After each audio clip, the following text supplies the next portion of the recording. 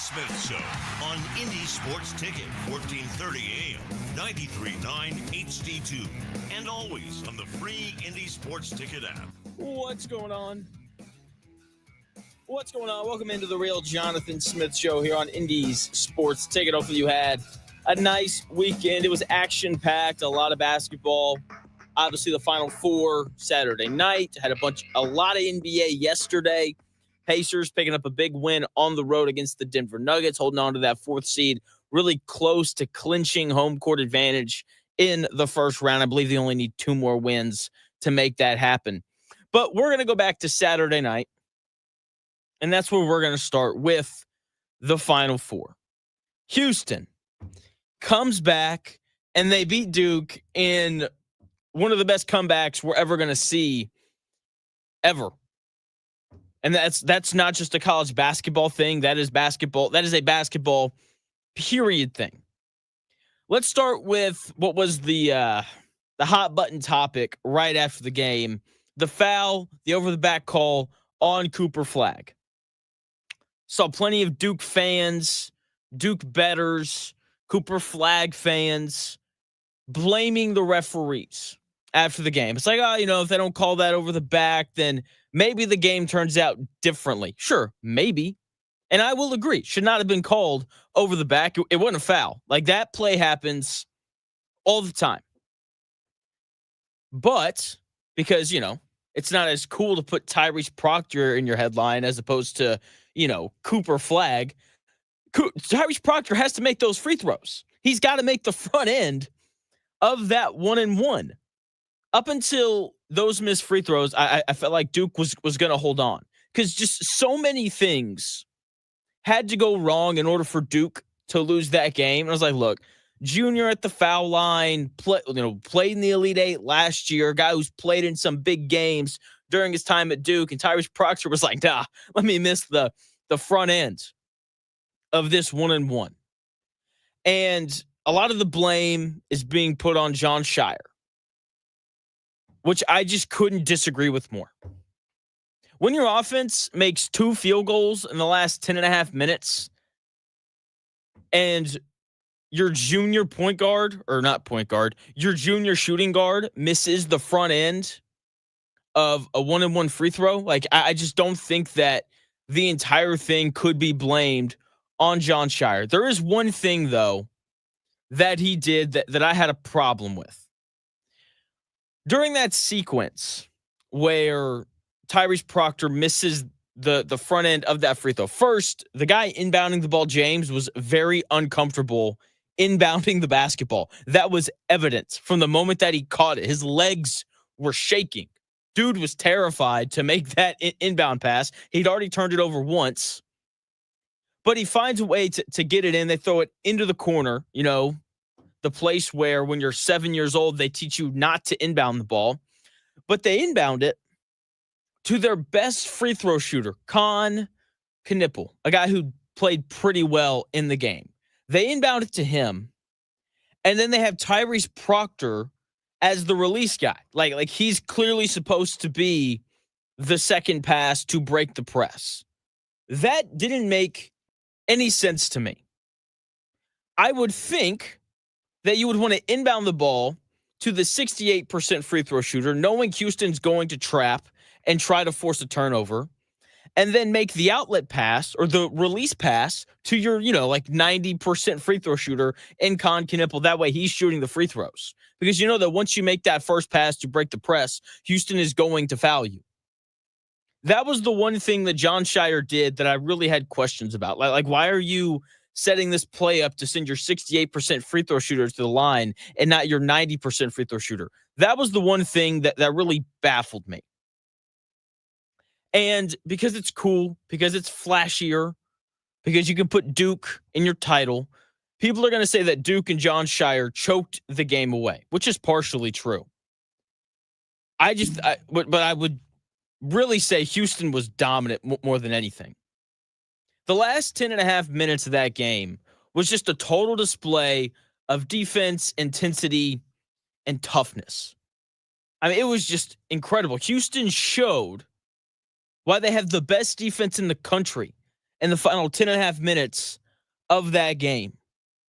Duke only made 2 shots in the final 10 and a half minutes. They hit one at the 10 and a half minute mark, and then Cooper Flagg hit a pretty important 3 with about 3 minutes left. So they held Duke, like they didn't make a shot from the floor for 7 minutes. Once again, this is the best offense in college basketball, according to KenPom. In fact, this is the best offense since KenPom was a thing, going back to the 96-97 season. So the best offense in college basketball we've seen in the last 30 years, Houston allowed to make 2 field goals in the final 10 and a half minutes. So sure, yes, Duke made a lot of mistakes, but the Houston defense is why they won. Duke only turned the basketball over 7 times in that game. 5 of those 7 turnovers came in the final 10 and a half minutes. Incredible. In the final 10 and a half, in the final 10 minutes, Duke only scored 9 points.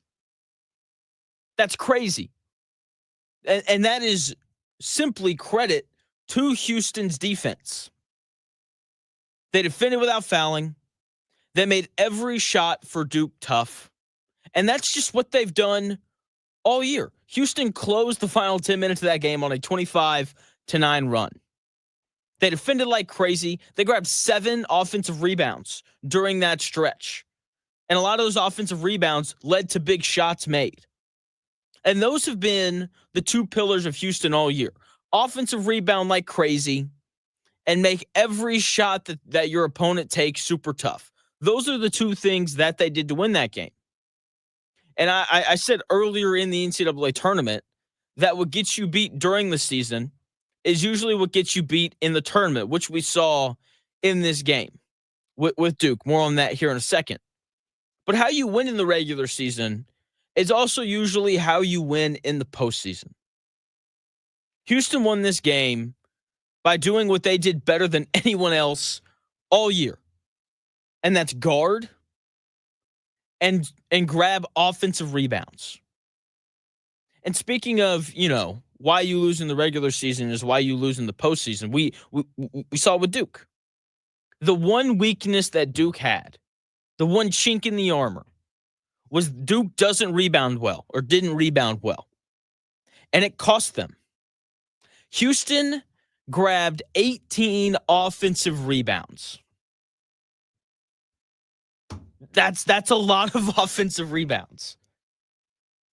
That led to 19 second chance points.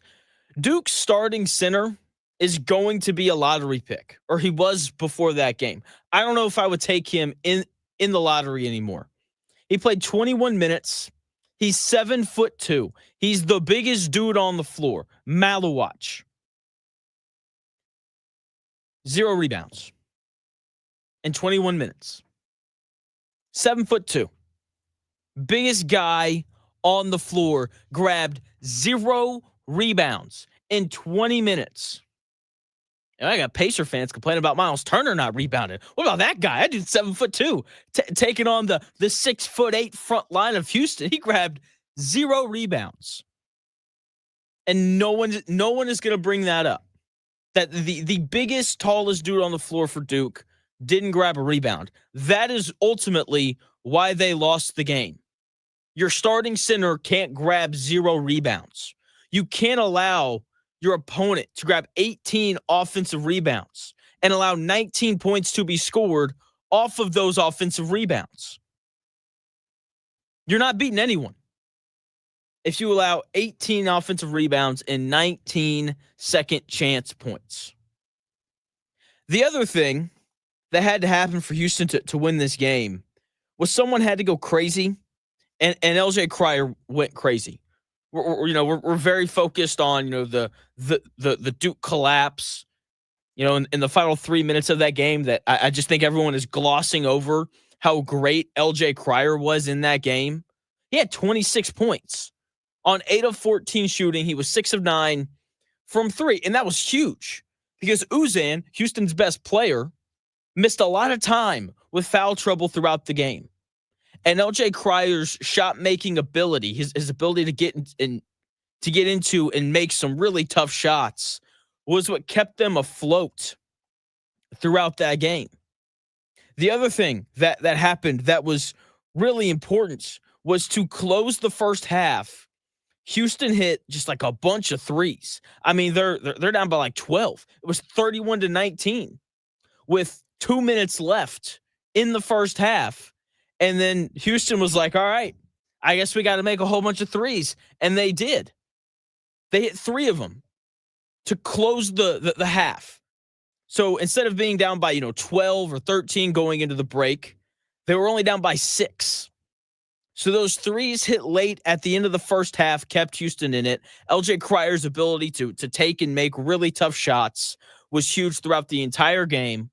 And then in the last 10 minutes, Houston did what they've done better than any other team all year in those final minutes. They defended and offensive rebounded their butts off.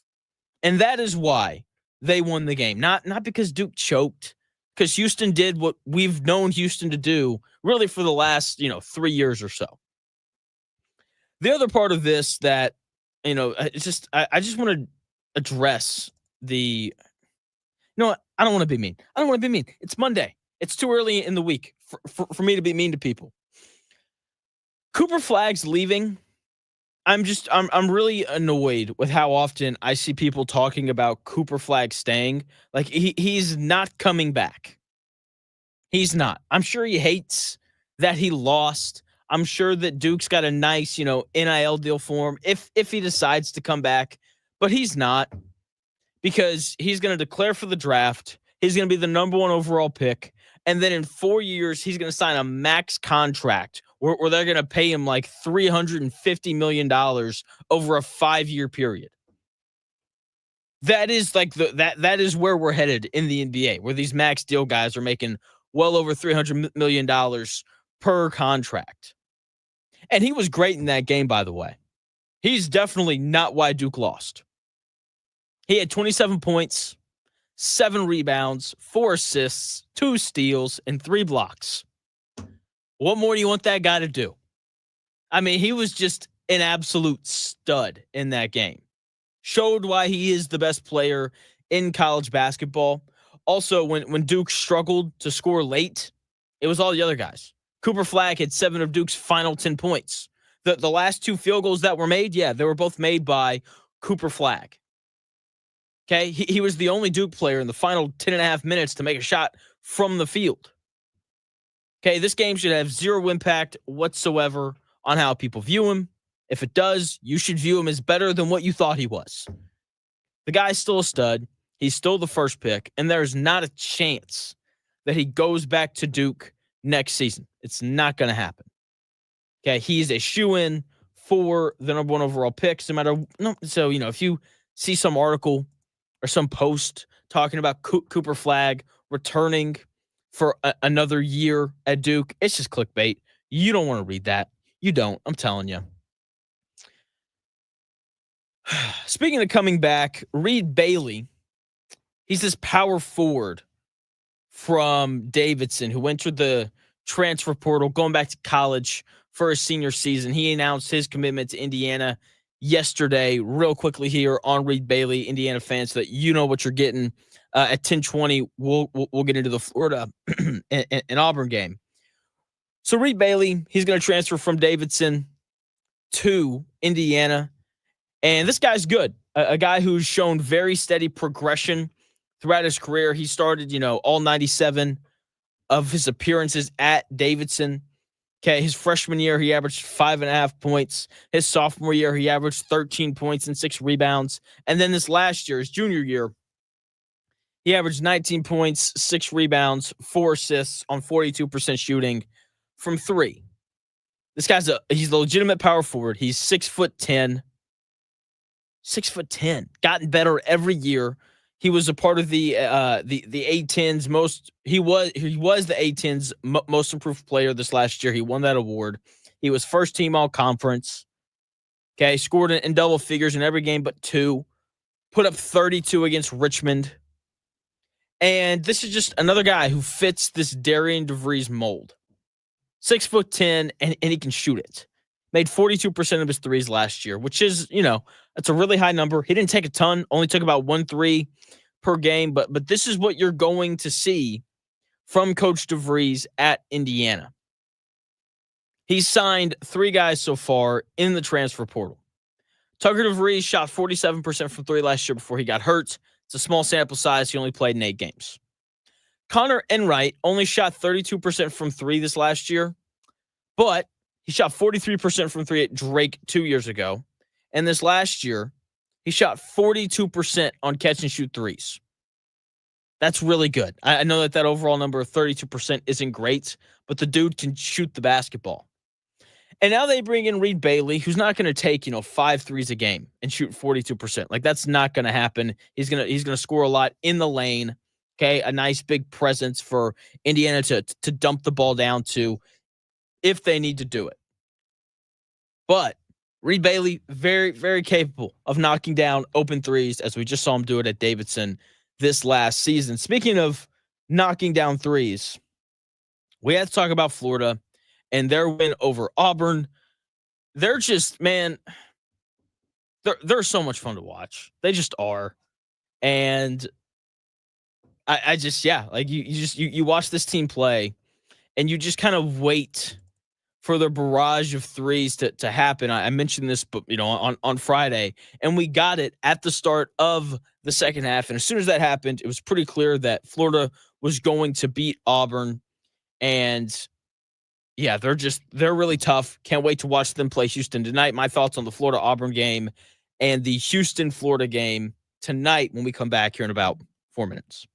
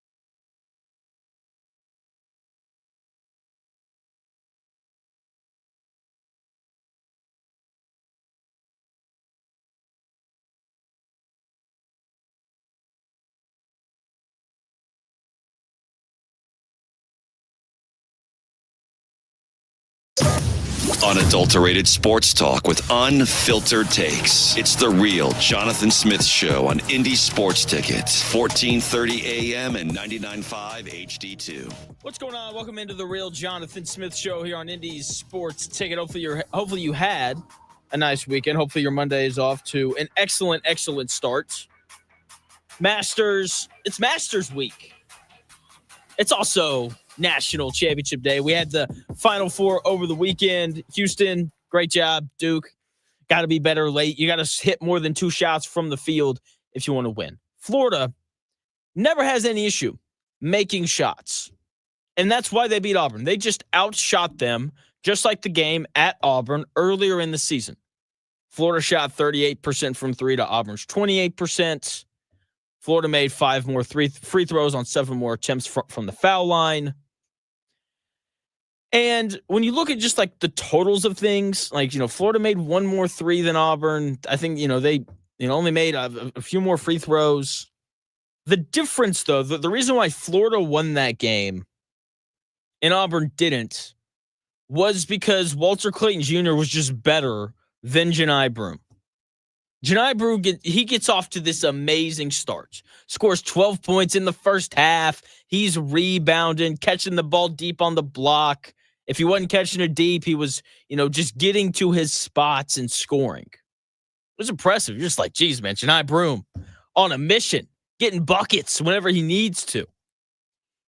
And then the second half happens, and that just stopped happening. He scored 3 points in the second half, and that speaks to the depth of Florida. They have like 4 legitimate bigs to throw at Janai Broome, and that ended up being the difference in the game. Broome didn't score in the final 10 minutes of the second half. And if you're going to beat one of the other 4 best teams in the country, then your best player can't disappear for the final 10 minutes like Janai Broome did. While he laid a goose egg in those final 10 minutes, Walter Clayton Jr., who has this incredible ability to just sense when his team needs a bucket, scored 15 of his 34 points in the final 10 minutes of the game. And that is why Florida won. Florida's best player was better down the stretch than Auburn's. And it's really weird. Like, that game was close, but it always felt like Florida had control. And part of that is because Walter Clayton Jr. is just insane. And you just know that he's going to hit every big shot that he needs to make. He's putting together a Kemba Walker type run in this March. Kemba Walker and that, 2010 to 2011 season, just goes on just crazy run in March. Like, UConn's not going to make the NCAA tournament, but they win their Big East, tournament to end the year because Kemba Walker goes crazy. He hits that, patented step back jumper from the foul line. I remember it all so well. And then he gets into the NCAA tournament, and the run of crazy shot making and hitting big shots was incredible. And he averaged 23.5 points per game during that NCAA tournament run that he went crazy in. Walter Clayton Jr. is currently averaging 24.6 points per game going into the championship game tonight. And just like how Kemba Walker hit every big shot during UConn's run to the NCAA championship game that year, Walter Clayton Jr. has hit every big shot for Florida throughout this NCAA tournament. It feels like he hasn't missed in the month of March. He's shooting 50% from the field and 49% from 3. And it's not like catch and shoot 3 on wide open. It's let me take a 1 dribble sidestep fadeaway from the corner with 6'8" Chad Baker Mazzara draped all over me. Oh, and let me hit this and have the ball just like not even touch the rim. He was great in that comeback against Texas Tech. Like the offensive rebound, sprint out, do a 180 and hit a 3 while falling away is probably the most impressive shot of the NCAA tournament, given the magnitude of it, because that gave them the lead. But he was great in that comeback against Texas Tech. against UConn. That game was close until he hits those back-to-back hesitation sidestep threes going right from the right wing. But to me, the most impressive performance that he's had came against Auburn. He was incredible down the stretch of that game, but he was only able to be incredible and be the hero once again because of the barrage of threes that was coming from Florida every single game. Auburn had a pretty good first half. Up by 8 going into the break. They come out and, they slightly increase their lead by 1, so they're up by 9. And then Florida has a 3-point play, a 3 from Walter Clayton Jr., and then another 3 from Elijah Martin in this 80-second stretch to tie the game. You just blinked and Florida had the game tied. Walter Clayton Jr. then hits a layup a minute later. They go on this 11-0 run. They have the lead. Florida didn't hold on to that lead for the rest of the game, but it felt like they controlled the game the rest of the way. For a couple of reasons. For one reason. Walter Clayton Jr., you just knew that when Florida needed to score, Walter Clayton Jr. was going to hit a shot. And that's what happened. Every time that game got close, Walter Clayton Jr. hit a shot, which is nothing new. We've seen him do it through the entire NCAA tournament. What was new and what makes this game against Auburn, to me, the most impressive game we've seen from him was the fact that Auburn denied him the ball and he still scored 34 or however many points it winded up being. It's just insane. You could tell at first, it clearly bothered him. It did. He'd go stand in the corner and not really do anything. He just kind of stand there okay, they're going to deny me the ball. That's fine. You guys can go play 4-on-4. And, he got a little pushy and pretty physical off the ball when they first started to deny him. And then Florida would need someone to score. Auburn would be within 1, or maybe Auburn would be up by 1, and Florida would need a bucket. And Walter Clayton Jr. would, sprint all over the floor, find a way to get open. He would get the ball, and then he would go score. At the 4:29 mark, Florida's up by 1. Walter Clayton Jr. hits a big 3 to go up by 4. And then Auburn comes back. They hit a 3 to pull back to within 1. Florida doesn't score for a minute because Walter Clayton Jr. just didn't touch the ball. And then he finds a way to get loose, and he gets the ball, and then he makes a layup to go back up by 3, 71 to 68. After another minute of Florida not scoring, and thankfully, Florida's a very good defensive team. They're holding Auburn scoreless as well, and part of that being because, Janai Broome struggled in the second half. Could that have been because he was hurt? I don't know. Maybe. So, it's 71 to 68. Walter Clayton Jr. gets free again, and he scores again to put Florida up 74 to 68. He got to the rim, got fouled, and won, and he made the free throw. 2 possessions later, he has this assist to put Florida up 76 to 68. Ball game. That was it. In the final 4.5 minutes of that game, Walter Clayton Jr. scored or assisted on every Florida field goal. Every single one. Just incredible. Okay, he scored or assisted on 9 of Florida's final 10 points. Obviously, the 1 point he didn't score or assist, someone else made a free throw. This guy is on the run of a lifetime right now. And I cannot wait to see the hottest player in college basketball and the best point guard in college basketball take on this rough, tough, physical Houston defense. Because they're going to make things tough on him. But then again, so did Auburn, and it didn't really matter. The dude just dropped a casual 34 points on 11 of 18 shooting, and he was 5 of 8 from 3. Oh, and he got to the foul line 7 times and made all 7. I mean, just I don't know what you do against this guy. No clue whatsoever. And look, Houston's going to have a really good plan for him.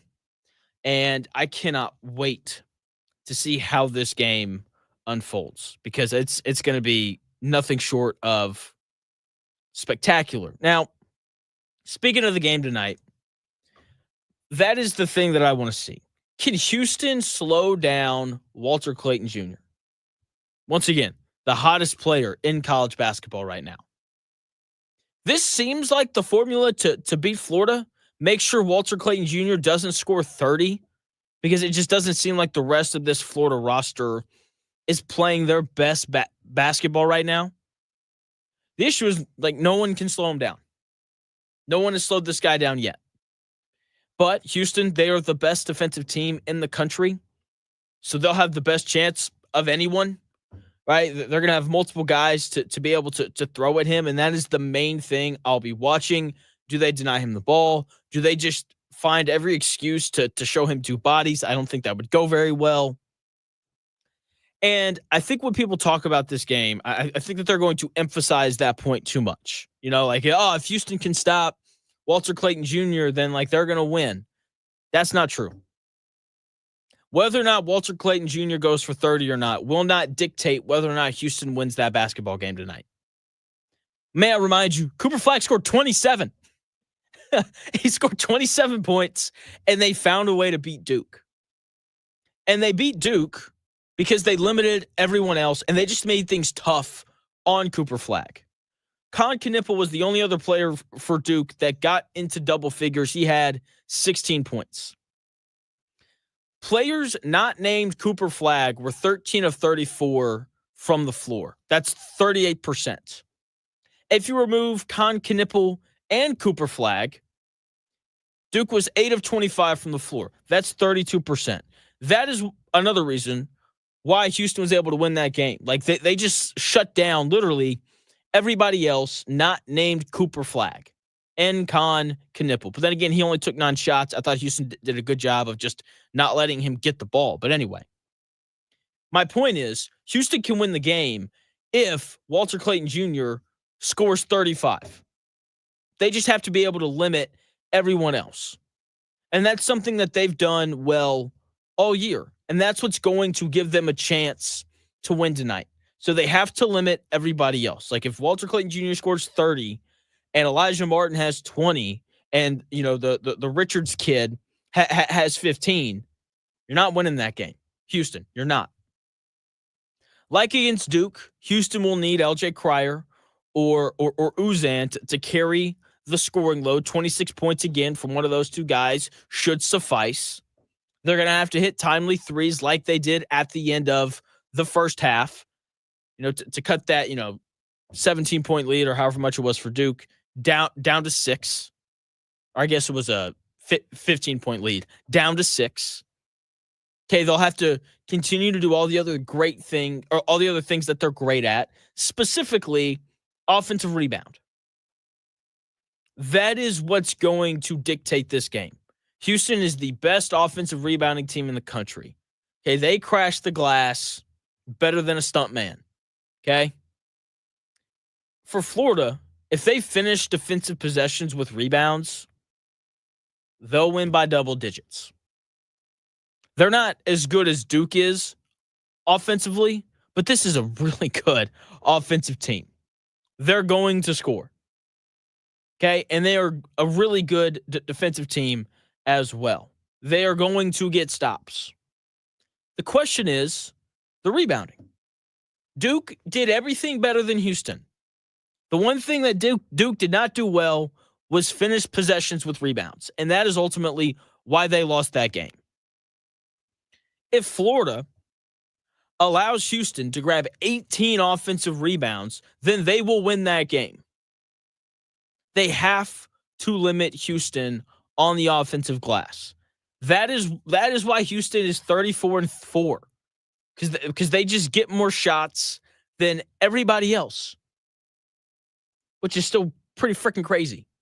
Okay, that like they shoot this poorly from the floor, yet they're able to win games just because they get more shots. Once again, 18 offensive rebounds against Duke is still just a wild number to me. Speaking of wild numbers, I'm not a big hockey fan, but I am a sports history fan. Alex Ovechkin surpassed Wayne Gretzky for most goals all time in the exact same amount of games. Alex Ovechkin, 895 goals in 1,487 games. Wayne Gretzky had 894 goals in 1,487 games. This was, one of those records that people said would never be broken, which is, I think we say that about every record ever, but, that's neither here nor nor there. But he broke it. It's a really big deal. Once again, not a big hockey fan, but it was cool watching the game last night and seeing him break that record. Like, it's just really, really cool. Almost as cool as seeing LeBron break the Kareem Abdul-Jabbar scoring record. Speaking of LeBron basketball, the Pacers, they've won 4 in a row, and they beat a good team last night. They beat the Denver Nuggets, and that gets me excited. If you're, a Pacers fan, it probably gets you excited as well. But I've got another reason why you should be excited about the Pacers and why this team has the ability, not saying that they will, to upset a Boston Celtics or Cleveland Cavaliers team. I'm going to tell you what that is when we come back here in about 4 minutes.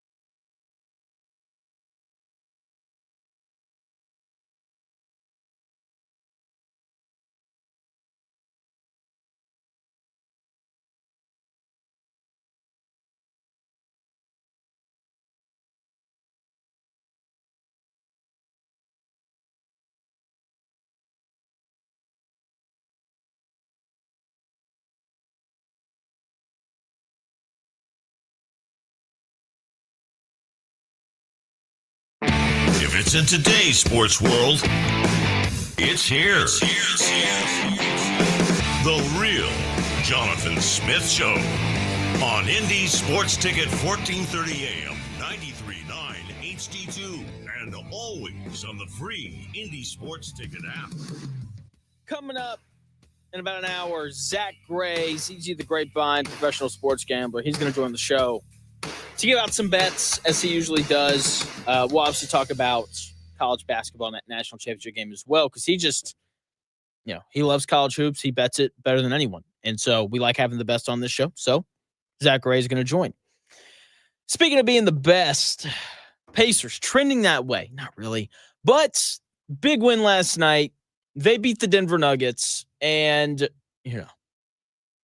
they finally beat a good team without Pascal Siakam. Balances out the fact that the Nuggets did not have Jamal Murray. But Tyrese Halliburton's first shot in that game came with 3 minutes left in the second quarter, and it bothers me way more than it should. Because, when that guy's aggressive, he can really score the ball, but it wasn't a normal Halliburton isn't taking shots game. The Nuggets showed him to a lot. They doubled him coming off screens. They any excuse to get the ball out of his hands, they used it. And because of that, he made them pay, and he had 13 assists. And look, this is normal. In games where Pascal Siakam isn't going to play, Tyrese Halliburton is going to get doubled. It's going to happen because he's really the only creator / scorer that scares you if you're playing against the Pacers. Thankfully, Andrew Nembhard was big, kind of supplementing that area. He scored 19 points. He also had 6 assists, which is, what you need, because when someone gets doubled, you make that pass, rotation happens, you have to find the next guy. And I thought Andrew Nembhard benefited not only in scoring, but also in the assist column from that as well. And this was the perfect game for the Pacers to have 6 players in double figures. And this is the story with the Pacers. Not only all season, but also heading into the playoffs. Okay.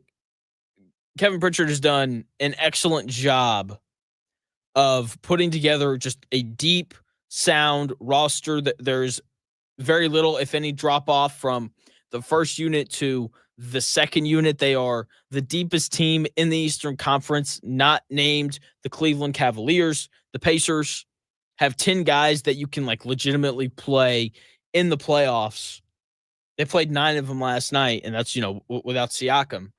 And the Cleveland Cavaliers also have 10 players that you can legitimately play in a playoff series, or at least that's how it appears so far throughout the season. We're going to find out here in the next couple weeks who has real playoff depth and who doesn't. But with the Pacers, we've seen it. We saw it last year. We did. They have, 10 guys who can legitimately play in the playoffs. Another team that's super deep is obviously Boston. They've got 9 players, so they're not as deep as Cleveland and Indiana, but still pretty deep. Okay, and that is what's going to make the Pacers so tough in the playoffs. This depth. Saw it last year. They're just bringing in waves and waves of guys, and the Knicks are we're going to play our starters 45 minutes and hope that they don't break down. And they did. And the depth of the Pacers, allowed them to outlast the Knicks in that series and go in there for a Game 7 and win a big game. And last year, when you looked at the depth of the Indiana Pacers, it all started with TJ McConnell.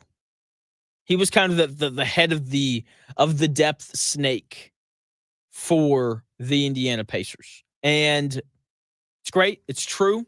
He is still a great player, not having as good of a year this year as he did last year.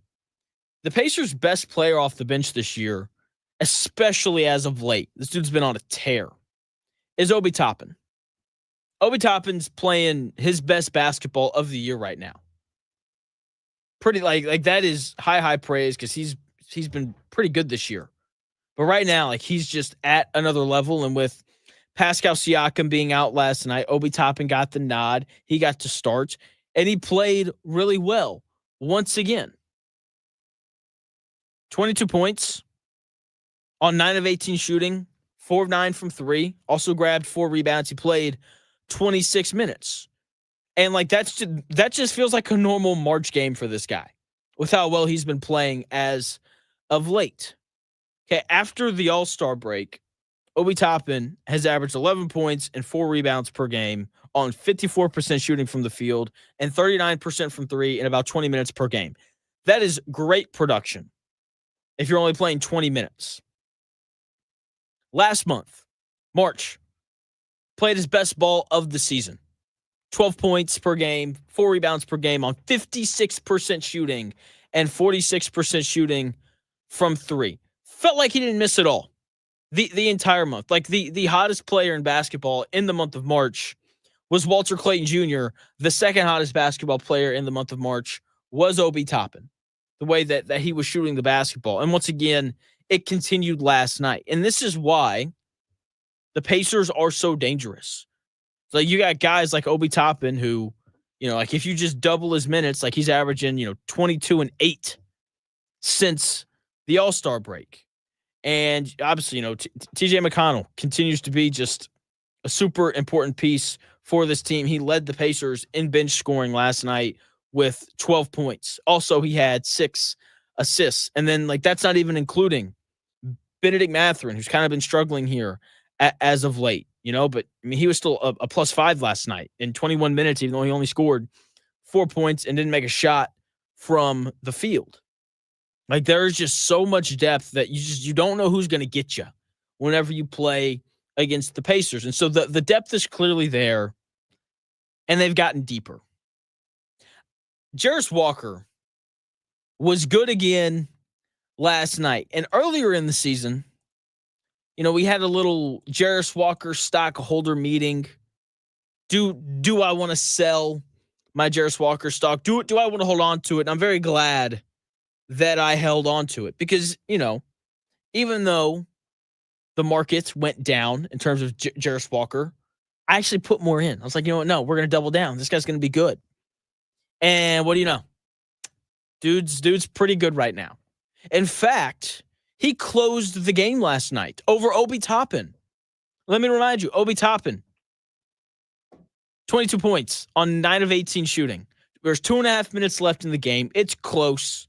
Pacers need offense. The Pacers need defense. And Coach Carlisle was like, you know what, Obi? You've been playing really well here as of late, but we're going to let Jarris Walker close the game tonight because he'd been even better. Better than Obi Toppin, who once again, 22 points on 9 of 18 shooting and 4 of 9 from three. Despite that, he was like, nah, Jarris Walker, let's go. And he continued to play well. His numbers, not quite as eye-popping as Obi Toppin's. Part of that's because he didn't play as much. He played 21 minutes. He had 11 points and 6 rebounds. He played more minutes than any other bench player for the Indiana Pacers, or actually he tied with Mathurin. Dude's good. He's playing the best basketball of his career right now. And he's just very simply doing what needs to be done. He's making threes. He was 3 of 3 last night from 3. Okay, he's rebounded really well. 6 rebounds on the night last night. Tied for the most, even though he only played 21 minutes. Okay, and the defense that he's playing has been really good as well. And part of that is because he's not yet at a point where you can just put him on the opposing team's best player and be like, all right, Jarris, go do your thing, man. So he's not, playing good defense against, the best players in the league, but, he's still guarding the second or third best scorer on the opposing team. And he's done an excellent job in doing that. And, like I say, he's playing good defense. And it's not coming in the forms of steals and blocks. Okay, like he's not, Dyson Daniels out here grabbing 7 steals in a game. Like he's not doing that. But he's staying, in front of his guy. He's contesting shots. He is consistently in the right spot, which is really half the battle.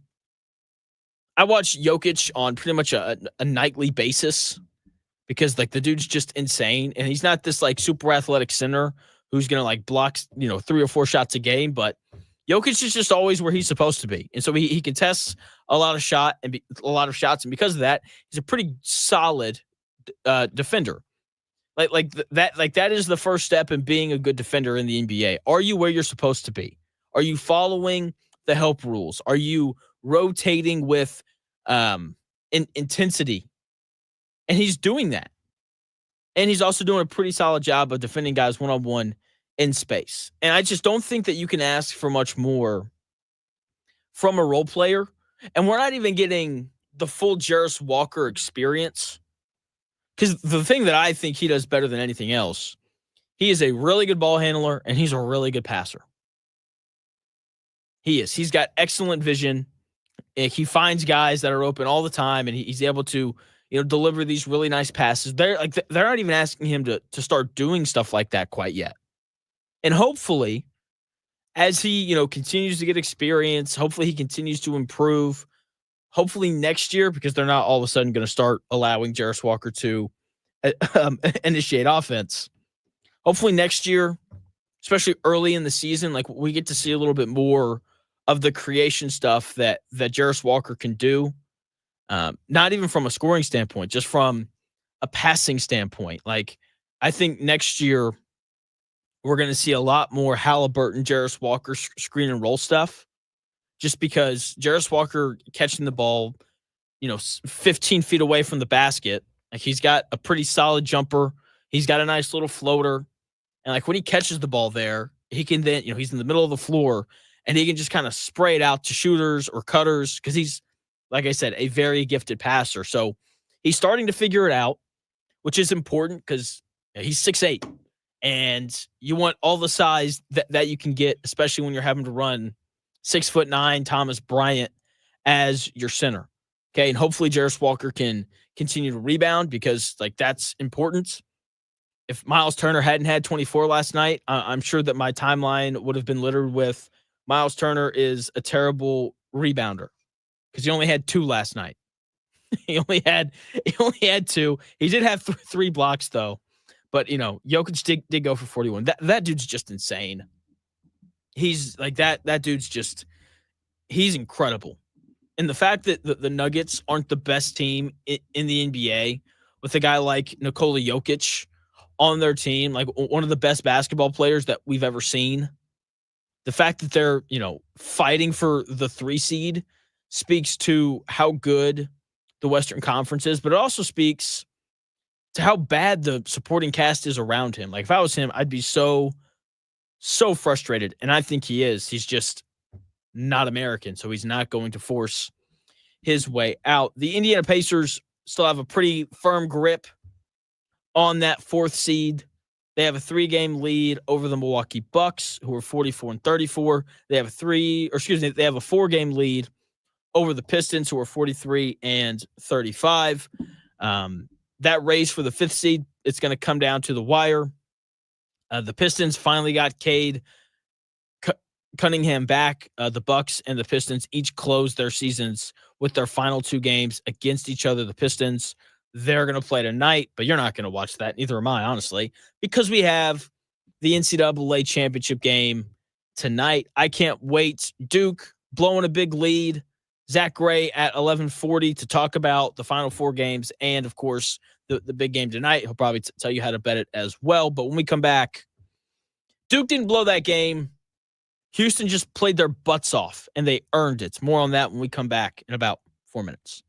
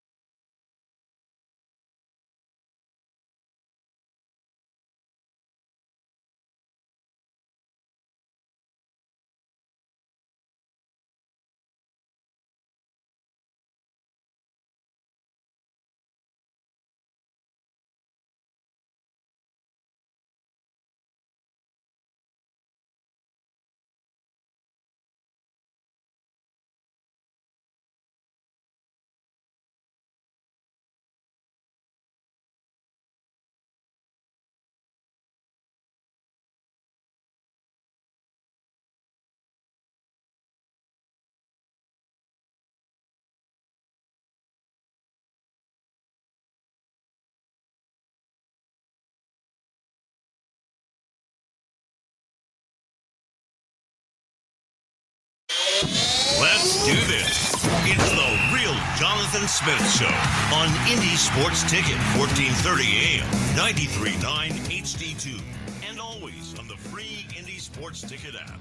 Welcome back to the real Jonathan Smith Show here on Indy Sports Ticket. Thanks for tuning in, no matter how you're tuning in, whether that's YouTube, Indy Sports Ticket, if you want to head over there and subscribe. Maybe you're watching on Twitter, __ Jonathan Smith. Maybe you're listening via that Indy Sports Ticket app, which you can download wherever you get your apps. You can obviously listen to me there from 10 to noon, and you can tune into the Dan Dockett Show from noon to 3. You can hear me chime in on that show as well. And if that's not enough for you, you can also listen to me over on the My Take Is YouTube channel. Got a really good video up on Jokic over there. Anyway, here in about 40 minutes, my guy, Zack Gray, professional sports gambler, he's going to join the show. We'll talk gambling. We'll talk Houston and Florida tonight. We'll talk about Florida beating Auburn.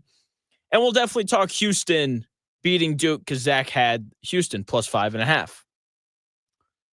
Let's start with the first thing. That was not a foul on Cooper Flag. That play happens all the time, and it is never called. And I saw plenty of Duke fans and Duke bettors, more specifically, blaming the referees after the game. It should not have been called, but Tyrese Proctor has to make the front end of that 1-and-1. He has to make that free throw. So instead of, blaming the ref, which is always, the easiest thing to do, it's also the most loser thing to do. How about we just say, hey, Tyrese Proctor, hey, Junior, that's, has experience and has made big shots in, NCAA tournament games before. How about you make a free throw? Preferably 2. Okay? When your offense has made 2 field goals in the last 10.5 minutes, then you have to make free throws. You just do. And Jon Scheyer is taking a ton of flack for losing this game. I watch a lot of TV in the mornings as I'm getting ready, and they showed this graphic of all the great players that have come through Duke in the last decade, and how despite all this talent, they haven't won a national title in a decade, and all this kind of stuff, which is true.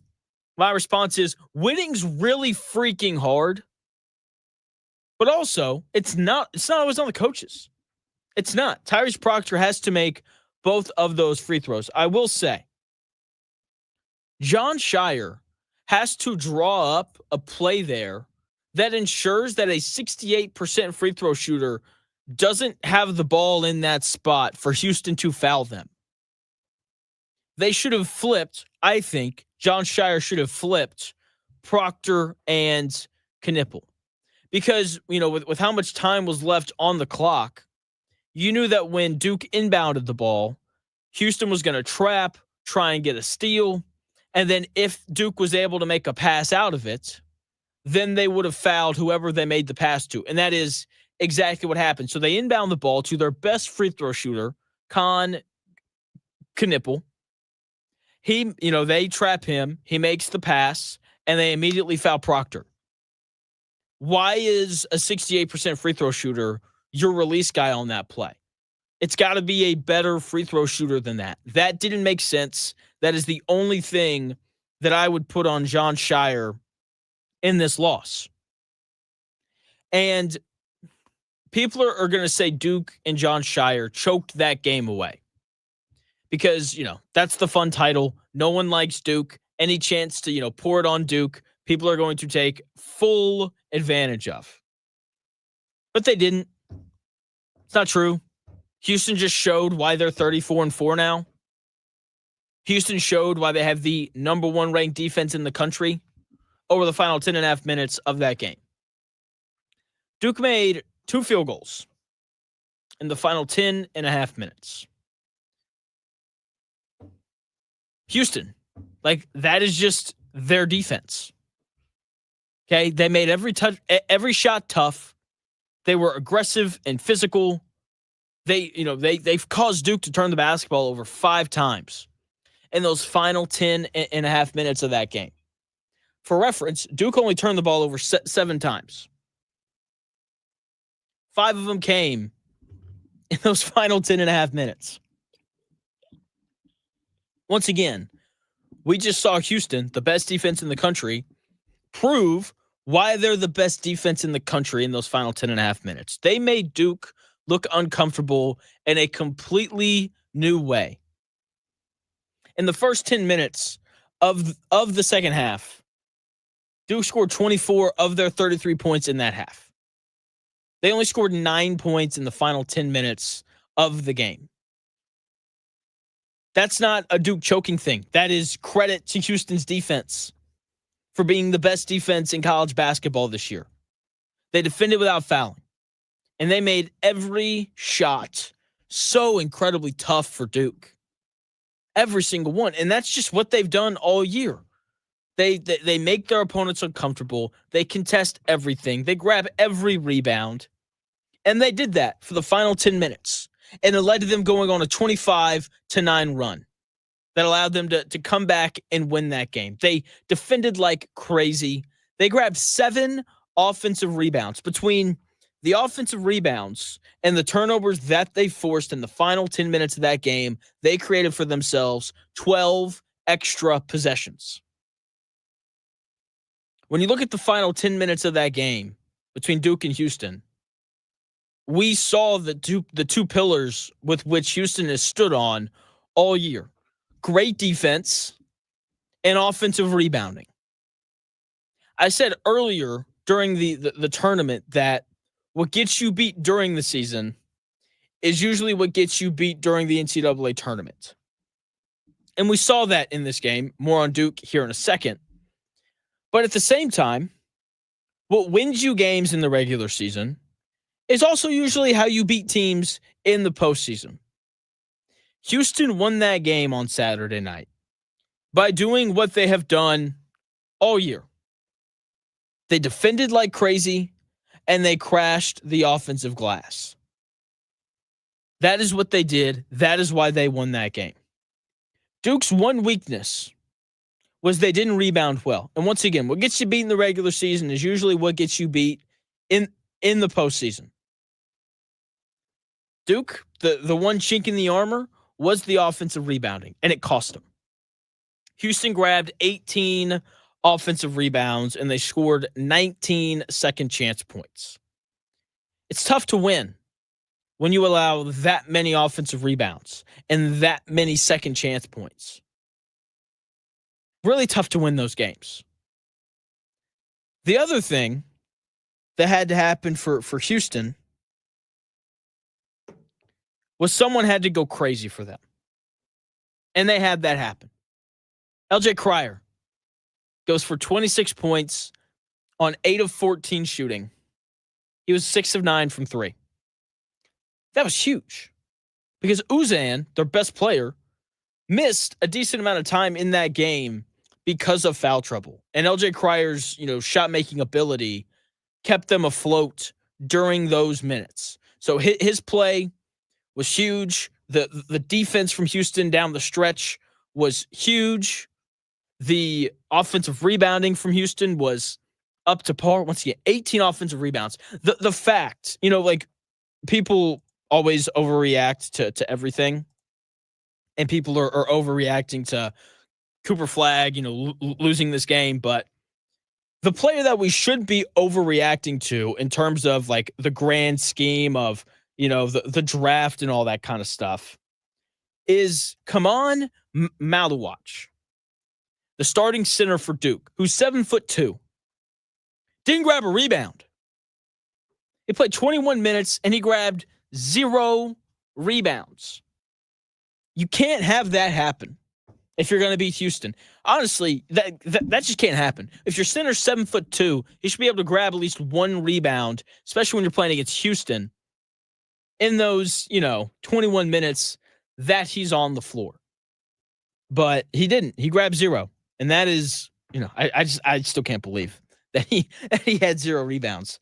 That just can't happen.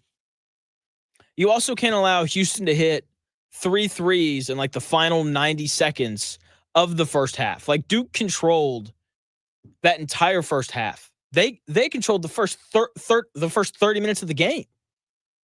But then in those final 90 seconds, Houston hits 3 threes.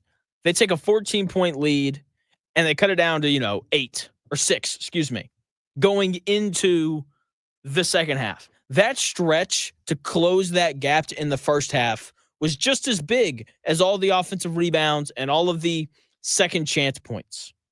And, all the shots that LJ Cryer hit. It's just an incredible performance from Houston. They're going to play Florida tonight, and I cannot wait to watch the game. I think it's going to be fun. I think it's going to be absolutely fascinating how the game goes tonight. Cooper Flagg, though, is the big story. He had a chance to hit a game winner, came up a little short. It happens. I feel bad for him because he was awesome again, as he has been all year. 27 points, 7 rebounds, 4 assists, 2 steals, and 3 blocks. Can't do much more than that. Of Duke's final 10 points, Cooper Flagg scored 7 of them. He was the only Duke player in the final 10 and a half minutes to make a shot from the field. This game should have zero impact whatsoever on how people view him. If it does impact how you view him, you should view him in a better light because the dude's a stud, clearly. The dude, he just turned 18. He's supposed to be a senior in high school right now. And he was the best player in college basketball in an era where he's playing against 24-year-olds and 25-year-olds. Guys, 5, 6, 7 years older than him. Yeah, he was still the best player. He was clearly the best player on the floor in that game on Saturday. Kid's a stud. He's not going back to Duke. If you see anything on him going back to Duke, it's a lie. It's just people who want clicks. But Duke can give him, all this money in NIL. Yeah. Can Duke pay him, $60-something million a year? Because that's why guys leave early. They want to get to that max extension as soon as possible. And Cooper Flagg's going to be able to sign, a $300 and something million deal when he's 22, if he leaves this year. And so I'm going to say that he's probably going to do that, whereas if he comes back, then he may not be the number 1 overall pick next year because there's some really good players coming up in this next class of players.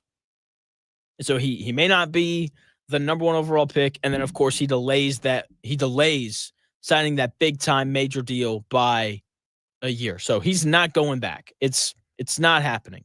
Okay, he is leaving. Speaking of leaving, we have to talk about the transfer portal. The Indiana basketball roster added another player over the weekend. Reed Bailey, power forward from Davidson, 6'10", announced his commitment to Indiana yesterday. Reed Bailey, started 97 games during his time at Davidson. My favorite thing about him is he got better every year. His freshman year, averages 5.5 points a game. Sophomore year, big leap. 13 points and 6 rebounds a game. And then this last year, his junior year, he averages 19 points, 6 rebounds, and 4 assists. Also, he shot 42% from 3. That's really impressive. Really. He goes from this occasional option as a freshman to this consistent, solid offensive option his sophomore year. And then this last year, he was the guy at Davidson. He ends up being the Atlantic 10's most improved player. He's named to the, first team all conference.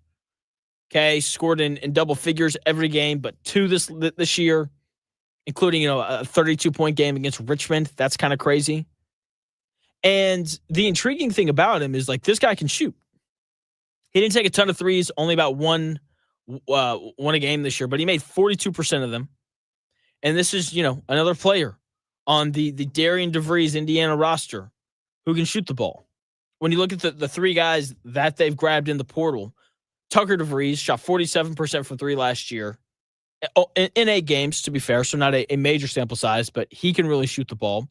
Connor Enright, the guard transferring over from DePaul, He only shot 32% from three this year. But going back to his sophomore year, he shot 43% from three at Drake. He also shot 42% on catch and shoot threes this year. Okay, so like he can clearly shoot it. And then they add Reed Bailey, who's probably going to do most of his damage down there on the block once again. 6'10", 19 points a game. But he can also step out and knock down an open three if you leave him open. Okay? I'm telling you, this is going to be the thing about Indiana. They are going to be able to shoot the basketball under Darian DeVries. I'm telling you, which I love because spacing is king. It is. Okay, that's what Indiana was missing every year under Mike Woodson, and they're finally going to have it under Darian DeVries. When we come back here in about 4 minutes, Florida, they beat Auburn. Walter Clayton Jr. just continues to be insane. He is having an all-time run during the NCAA tournament. It reminds me of another one that happened over a decade ago. I'm going to tell you what that is when we come back here in about 4 minutes.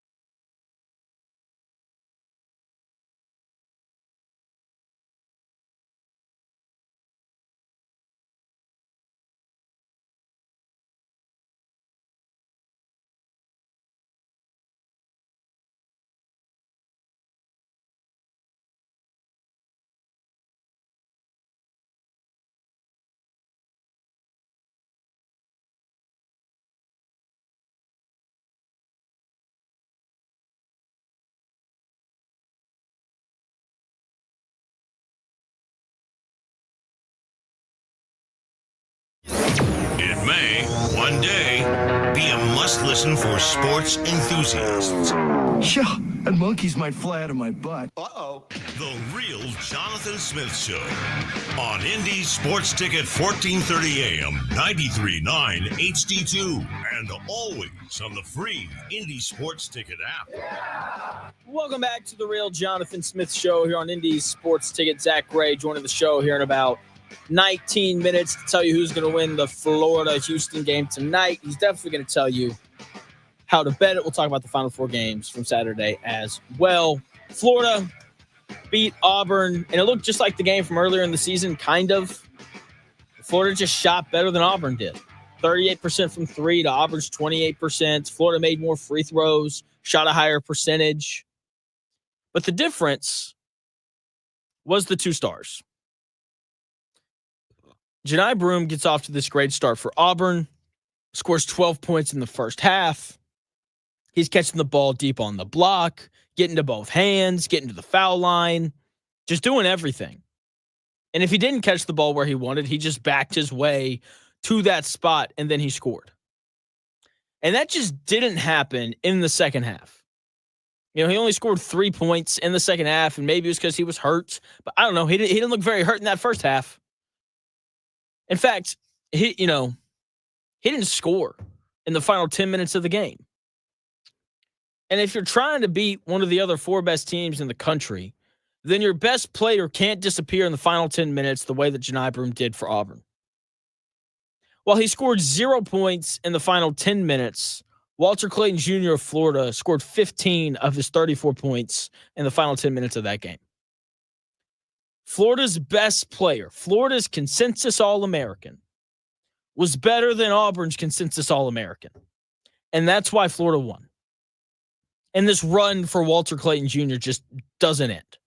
He's insane. He's putting together this Kemba Walker type run in the month of March. I mean, it's incredible.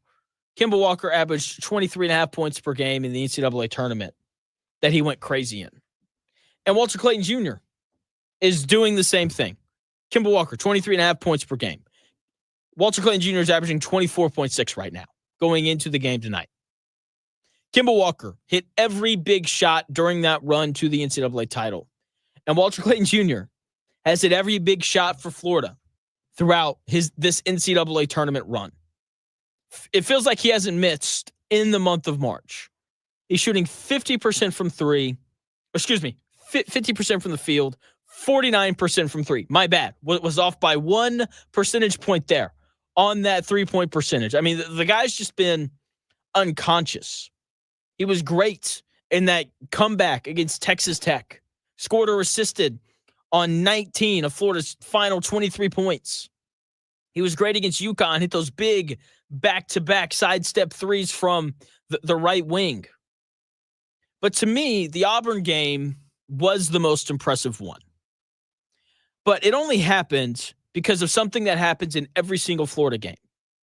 There is an inevitable barrage of threes that Florida is going to hit in every game that they play. And against Auburn, it came early in the second half when they really needed it. Auburn goes into halftime up 8. They feel good. Their boy Broome is rolling. And then, Florida didn't shoot it very well in the first half. And then Florida comes out and they have this 80-second stretch where it goes 3-point play, a 3 from Walter Clayton Jr., and then another 3 from Elijah Martin. All that happens in 80 seconds. Boom, the game's tied. A minute later, Walter Clayton Jr. gets free, and he hits a layup to take the lead. Florida didn't hold the lead for the rest of the game, but it felt like they weren't going to lose from that point forward. Because you knew that every time that game got close, Walter Clayton Jr. was going to hit a shot. And that is nothing new. What was new, and what makes me think that this was the most impressive game from Walter Clayton Jr. throughout this NCAA tournament run. I'm going to get Zack Gray's thoughts on this when he joins here in about 15 minutes. What made the game so impressive to me was the fact that Auburn denied him the basketball, and it just didn't really matter. It clearly bothered him at first. He was pretty physical off the ball, pushing guys, trying to get loose. It's frustrating. It is.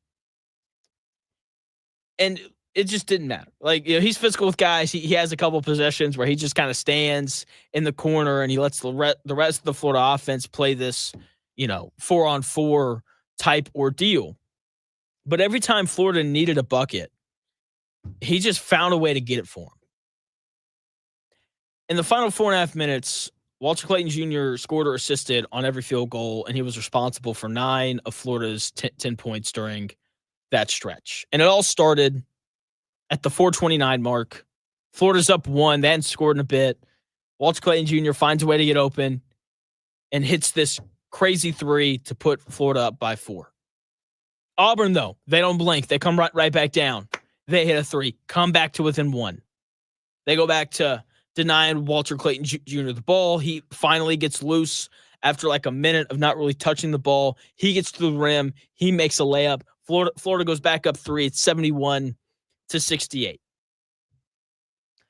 And then, after another minute of Florida just being unable to score, Walter Clayton Jr. gets free, scores again. It was an and one. He puts Florida up 74-68. 2 possessions later, he has this great assist to put Florida up 76-68, and that was it. I mean, just Walter Clayton Jr.'s ability to take games over down the stretch is why Florida is in this game. And it's why I'm going to pick them tonight. They have the best player. I'm picking the team with the best player who's on the run of a lifetime right now. With that being said, he will be put to the test tonight. Can Houston slow Walter Clayton Jr. down? That is the question. That seems like the formula to beat Florida. But can Houston, the best defensive team in the country, do it? No one's been able to slow this guy down yet. Houston is the best defensive team in the country, so they're going to have the best chance of anyone to do it. They've got several guys that they can put on him. Then again, Auburn put 6'8" Chad Baker-Mazara on him, and he was just like, that's fine. I'll give this guy 34. No big deal. The dude's just insane. But that being said, like, that's not going to dictate whether or not Houston wins tonight. Like, Walter Clayton Jr. can go get 30 and Florida still lose. Cooper Flagg just scored 27 points, and they found a way to beat Duke. And they beat Duke because they limited everyone else. Con Knippel was the only other player for Duke that got into double figures. He had 16 points. Players not named Cooper Flagg, though, were 13 of 34 from the floor. That is 38%. It's not very good. Without Knippel and Flagg, Duke's other players were 8 of 25 from the floor. It's 32% from the field. Houston can win the game if Walter Clayton Jr. goes crazy. They just have to find a way to limit everybody else. And that is something that they have found a way to do all year, and they've just done it incredibly well. And that's what's going to give them a chance to win tonight. Now, like against Duke, they will also need LJ Cryer or, Milos Uzan, however you say it, to carry the scoring load again. But that's the way that they've beaten teams all year. Like, one of those two guys plays really well, and they give Houston just enough offense to win 70-67. 26 points from one of those two guys, like they got from Cryer against Duke, should suffice against Florida. They'll just have to do the other things that they're great at. They're going to have to defend, and they're going to have to offensive rebound. And that is really the thing. Because Houston is just not a very good offensive team. They're not. The offense is weird. It's clunky. They shoot the crap out of the ball. But that's really it. Like, their bigs don't finish underneath super great. Part of that's because, like, they're all 6'8". So they have to offensive rebound. Like, they have to get more shots than their opponent to give themselves a chance. So they did against Duke, 18 offensive rebounds. And if Florida finishes possessions with rebounds, they're good enough offensively to score. And they're good enough defensively to get stops against Houston. The question is going to be, can they rebound? Because Duke did everything well against Houston except for rebound. And that's ultimately why they lost the game. If Florida can avoid giving up 18 offensive rebounds, then they'll win. They have to limit Houston on the offensive boards. That is what has allowed Houston to beat everyone. Then again, it seems like no one is capable of keeping Houston off the board. So while everyone is paying attention to Walter Clayton Jr. and how he performs against this elite Houston defense, I'm telling you, pay attention to the glass. Does Florida finish possessions with defensive rebounds, or do they allow Houston to get 19 second chance points the same way that Duke did on Saturday night? Zack Gray, he says to join the show here in about 10 minutes to talk about the game tonight as well as the Final Four games over the weekend. Zack Gray, obviously professional sports gambler. Hopefully you took his Houston plus 5.5 bet on Saturday because it hit. It hit. No, hopefully you sprinkled a little bit on the money line. But hey, who knows? Anyway, Pacers really quickly, they're still rolling, playing some of their best ball of the season right now. They've won 4 in a row. They just got back. They went on the road to Denver, who was the 3 seed in the West, or probably like the 7 seed now, because the Western Conference is just it's just insane. It's a madhouse right now, the way that these standings are working. Yeah, they're the 4 seed right now. Currently, half or a game and a half back of the Lakers, who have the 3 seed. Just the standings out there are just wild. Anyway, they go on the road. They beat a really good team without Pascal Siakam, their leading scorer. And it was just a really impressive win. Halliburton wasn't as aggressive as I would like for him to be. It's a little more understandable, though. No Pascal Siakam. He got doubled a lot. And that really kind of plays right into his hands. Like, he wants to facilitate. He wants to give the ball up. He wants to get his teammates involved. He finishes with 13 assists. Okay. And look, whenever Siakam doesn't play, Halliburton is going to see 2 bodies. Like, that's just what's going to happen, because he's the only creator / scorer that really scares you. And then that just opens it up for Andrew Nembhard to be really good. And he was last night. 19 points and 6 assists. This was a great night, or last night was a great night for all these Pacers players to, be in double figures. They had 6 guys of the 9 that they played finish with 10 or more points. They're super deep, and this is what makes them one of the best teams in the NBA. This is what makes them a real threat in the playoffs this year. Like, they just have all these guys, and when they bring in their reserves, where some teams are going to have relatively significant drop-offs, the Pacers don't have that. The front office has done an excellent job of evaluating talent and trading and trading for guys and bringing in good free agents. They have drafted well. Jarris Walker is really coming on strong. He had another really good game last night. Such a good game, in fact, that Rick Carlisle opted to close with him over Obi Toppin, who had 22 points on 4 of 9 from 3 when he got pulled out. I mean, it was just, he's come along. He is much, much better than what he was, and he adds even more depth to this Indiana Pacers team. When we come back here in about 4 minutes, Zack Gray is going to join the show, professional sports gambler. He's going to tell you how to bet the games tonight. He'll probably have some baseball bets for you as well. I think that's gotten off to a pretty good start for him. So he'll join the show. We'll talk Final Four in tonight's game between Florida and Houston.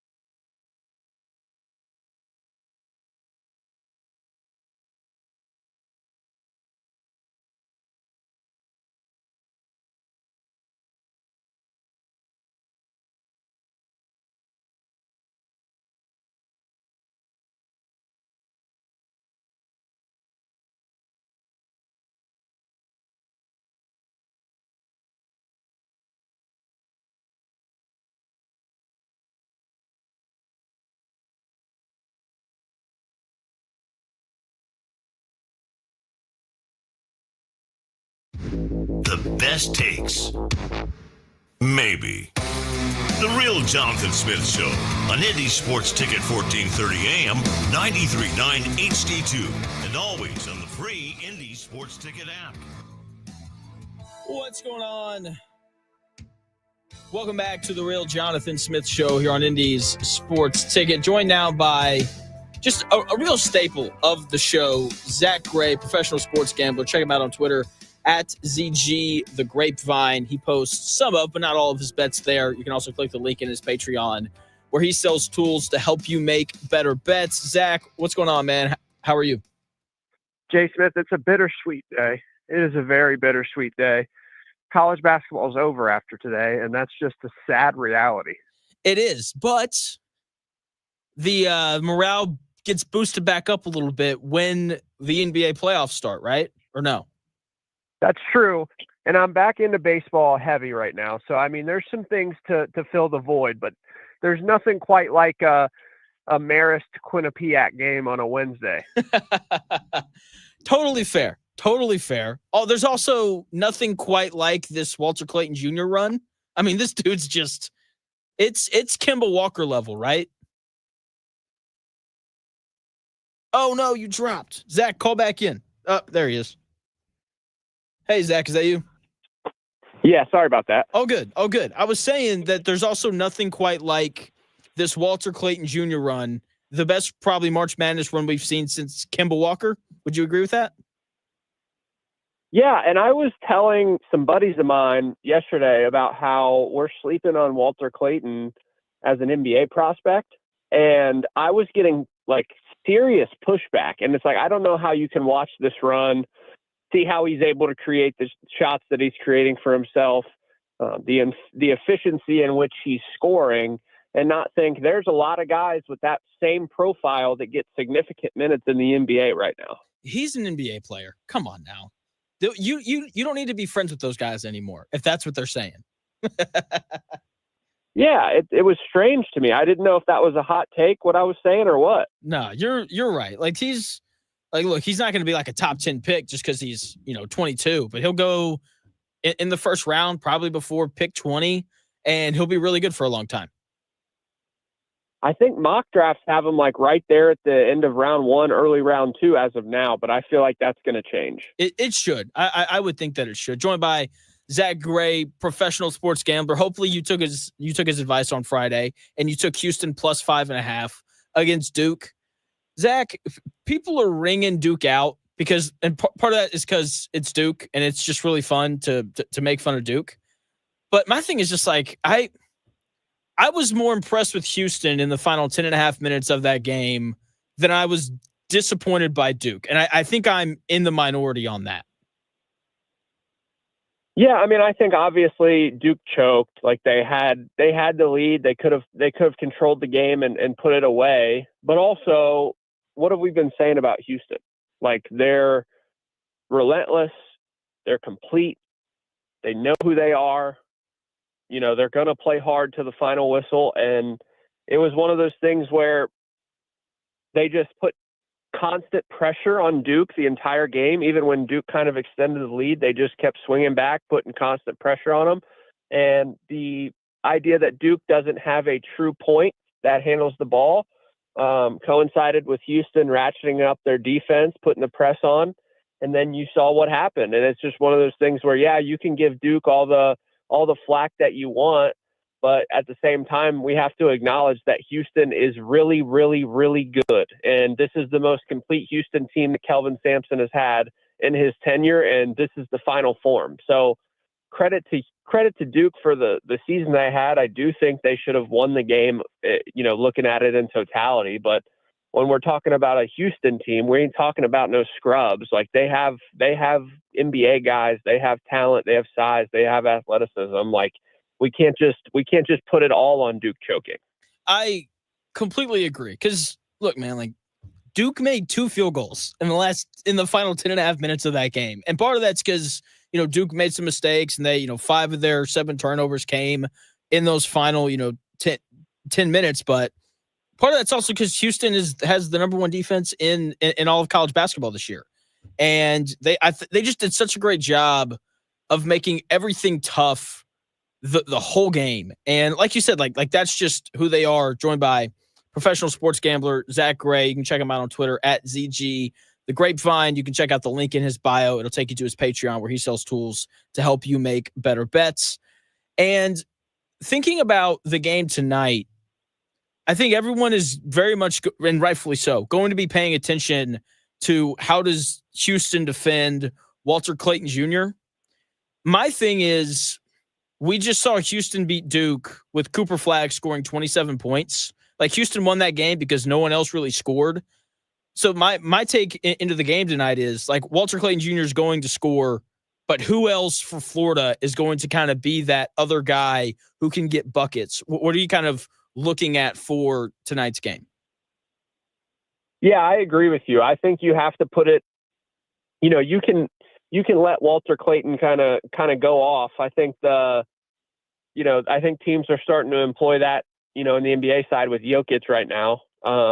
I think they're doing the same thing where, like, if he's the only one that's scoring, we'll be fine.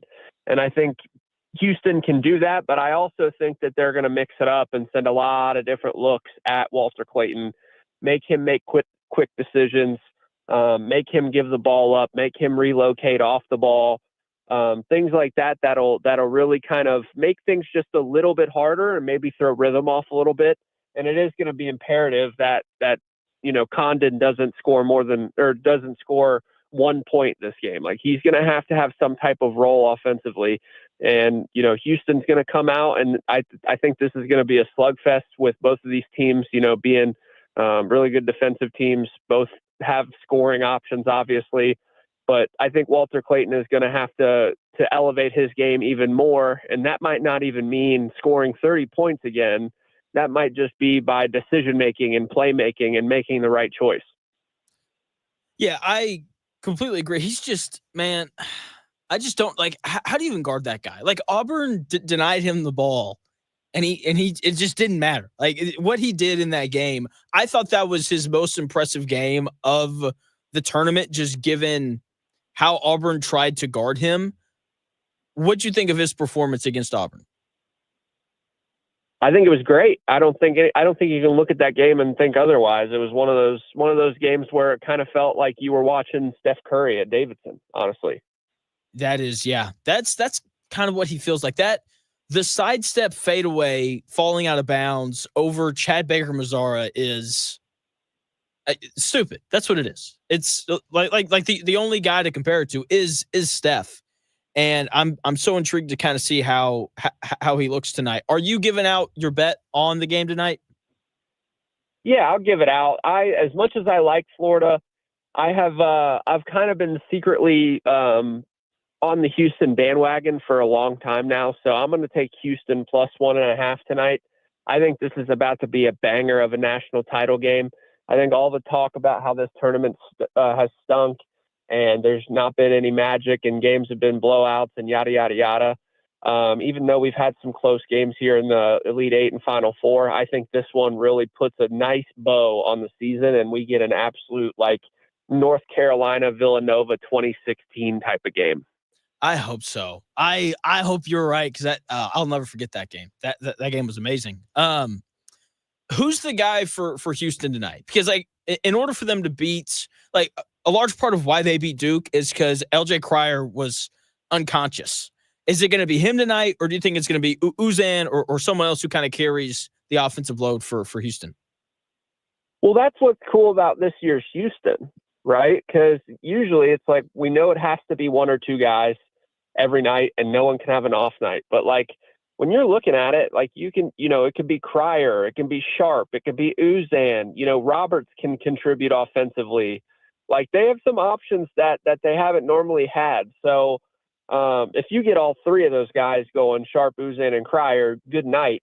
They're the national title, running away with it. But I don't think that's going to be the case. Florida's a good enough defensive team to kind of limit at least a couple of those guys.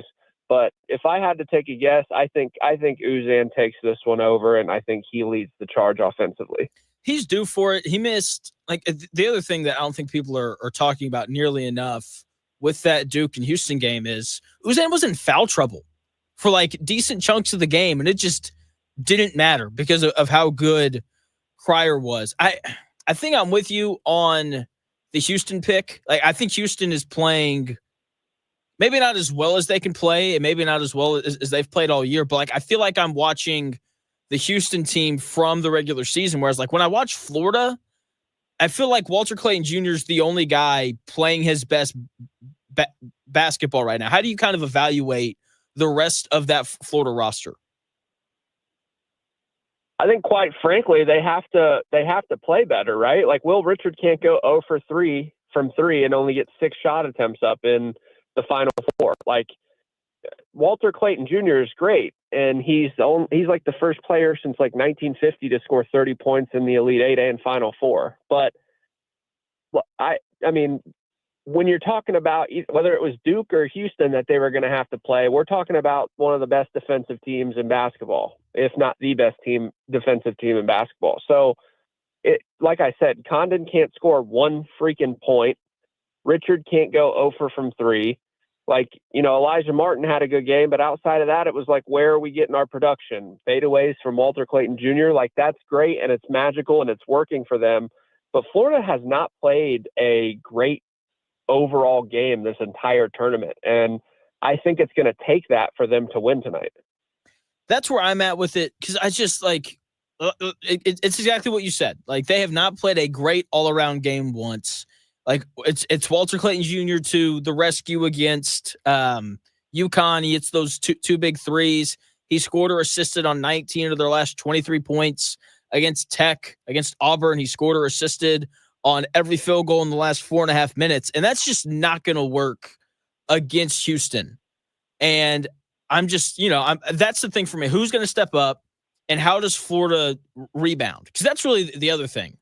Like Houston, as we know, is going to be absolutely relentless on the glass. How do you think the Florida Bigs handle the physicality and the rebounding of Houston tonight? I think it's going to be a problem for them. Tugler and I just said his name. What's the other big for Houston? Roberts.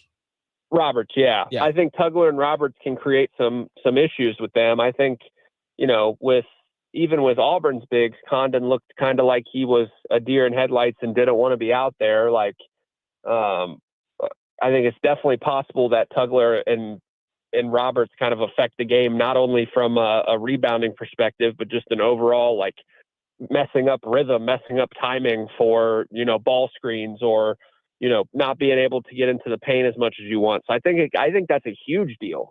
Do I think Florida can handle it? Do I think they have the talent there to handle it? Yes, but it can't be like the performance that we just saw against Auburn. Joined by Zack Gray, professional sports gambler. Follow him on Twitter at ZG the Grapevine. He says take Houston tonight plus 1.5. Last thing for you, Zach, and then I have to run. How has the start of the Major League Baseball season gone for you gambling wise?